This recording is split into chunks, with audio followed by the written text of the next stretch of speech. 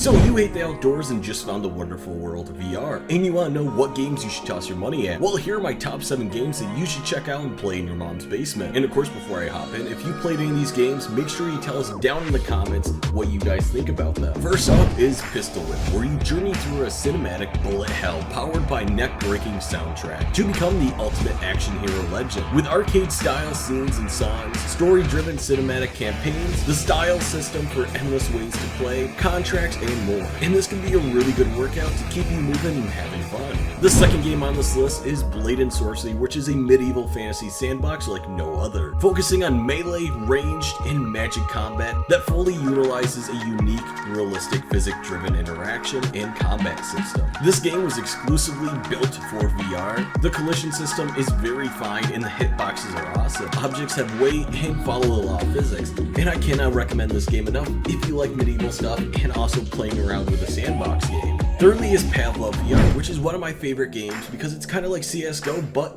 in VR. It's a multiplayer VR shooter with a heavy focus on community features. It has realistic reloading and fast-paced combat as part of the core experience. And the game is actually the #1 most popular VR shooter on PC as of now, and it's definitely worth taking a try. The fourth game on this list is Bonawarx, which is one of my all-time favorite games. It's an experimental physics VR adventure where you use found physics weapons, tools, and objects to fight across dangerous playscapes and mysterious architecture. This is a more demanding VR game, so if you do buy it, make sure you can run on your PC because you don't want to catch your potato on fire. The fifth game on this list is Hot Dogs, Horseshoes, and Hand Grenades, where you literally fight hot dogs using realistic cool guns in a sandbox game environment. And when I say guns, I mean it. They have 500 firearms and 250 attachments. You can also customize your perfect loadout, and you can make something that's tactical, cool, and something like Call of Duty, or you can be like me and my buddy and make utterly cursed weapons and question your life choices. So pretty much if you like making cursed guns, you'll absolutely love this game. The sixth game on this list is probably one of the best co-op VR games you can actually get right now. It's called After the Fall. From the team that brought you Arizona Sunshine, which was an amazing game, comes this epic VR action FPS